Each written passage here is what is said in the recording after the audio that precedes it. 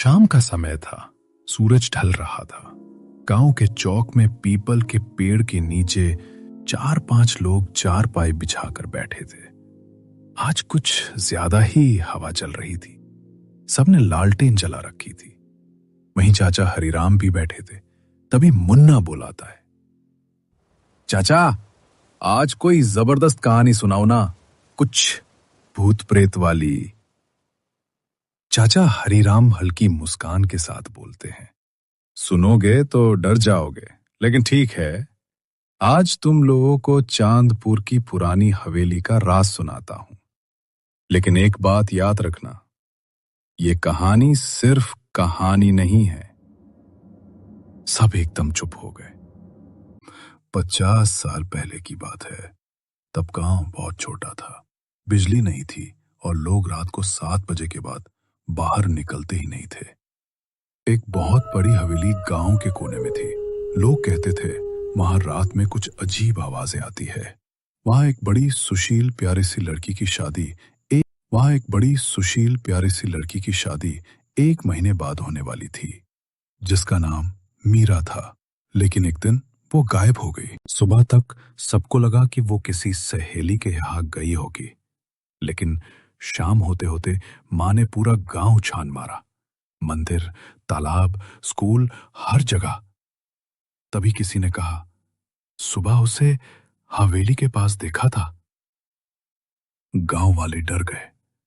वहां जाना मतलब अपने पैरों से मौत को बुलाना। पर उसकी मां ने सोचा, जो होगा देखा जाएगा। और दरवाजा पुराना था, लेकिन अजीब बात यह थी, वो खुला था। अंदर अंधेरा था। वहां एक चिड़िया तक नहीं थी।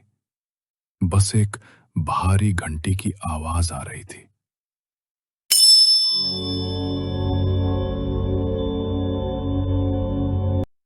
मीरा की मां ने जोर से पुकारा, मीरा! और तभी एक भयानक चीख की आवाज आती है, जो हवेली के अंदर से आई थी। लेकिन अंदर गया कौन? कोई नहीं। मुन्ना ने पूछा, फिर चाचा, मीरा मिली या नहीं? चाचा बोले, उस रात के बाद मीरा कभी नहीं मिली। उसकी मां पागल हो गई और गांव वालों ने हवेली पर ताला लगा दिया। गोलू बोला, चाचा, ये तो बस शुरुआत है। असली राज क्या है?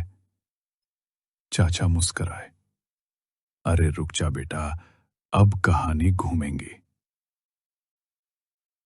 अब कहानी बढ़ती है आगे। 20 साल बाद एक नौजवान लड़का आया शहर से। उसका नाम विक्रम था और वो पत्रकार था। उसने मीरा की कहानी सुनी थी और सोचा, मैं इस राज को जानकर रहूंगा। सबने मना किया, लेकिन फिर भी वो हवेली चला गया, कैमरा और माइक लेकर। और उसने देखा, एक पुरानी अलमारी में एक तहखाने का दरवाजा, और वो नीचे उतरता गया। पुराने कपड़े, हवा में अजीब सी गंध, और दीवार पर लिखा था, मैं मीरा हूं। मैं आई थी, लेकिन मुझे वापस जाने नहीं दिया गया। मीरा को समझ आ गदस्ती वहां बंद कर दिया था। तहखाने में एक पुराना कैलेंडर पड़ा था। शादी की तारीख कटी हुई थी और एक फोटो मीरा का। लेकिन उस फोटो में पीछे खड़ा था एक आदमी। वो हवेली का मालिक था। हां, ये सब एक साजिश थी, हवेली के मालिक की। उसने मीरा को शादी से एक दिन पहले बुलाया था और फिर उसे कभी वापस नहीं जाने दिया। तो मीरा मर गई? शायद उसकी आत्मा वहां बंद है। उसका इंतजार अब तक खत्म नहीं हुआ। सब एकदम शांत हो गए। पीपल के पत्ते हिल रहे थे। लालटेन की बत्ती कांप रही थी। पिंकू बोला, चाचा, आपको इतना सब कैसे पता? चाचा ने कुछ पल रुक कर कहा, क्योंकि मीरा मेरी बहन थी। सब लोग एकदम हैरान। चाचा की आंखों से आंसू बह रहे थे। चाचा बोले, मैं उस दिन शहर में था। जब लौटा तब तक सब कुछ खत्म हो चुका था। आज भी ऐसा लगता है मीरा मुझे बुलाती है, हर रात सपनों में। चाचा, अब हवेली कैसी है? चाचा धीरे धीरे बोलते हैं, बंद है, पर कल रात किसी ने कहा अंदर से रोशनी आ रही थी। और फिर चाचा बोलते हैं कि अब बहुत रात हो चुकी है, सब अपने अपने घर जाके सो जाओ। तभी सब अपने अपने घर चले जाते हैं। सुबह होते ही चाचा ने मुन्ना, गोलू और विक्रम को बुलाया।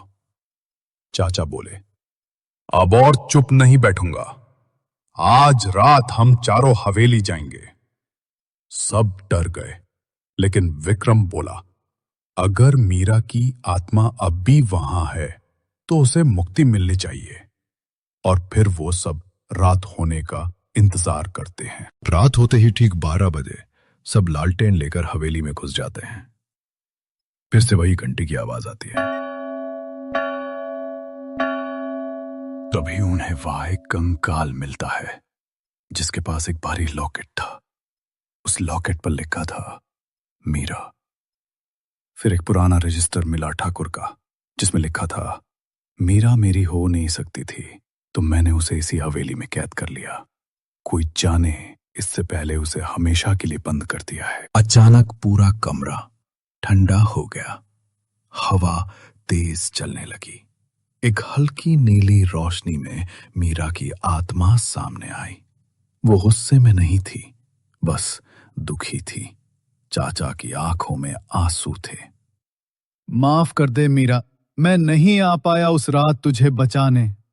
मीरा की आत्मा मुस्कुराई और बोली, अब तुम आ गए हो भैया, अब मैं जा सकती हूँ।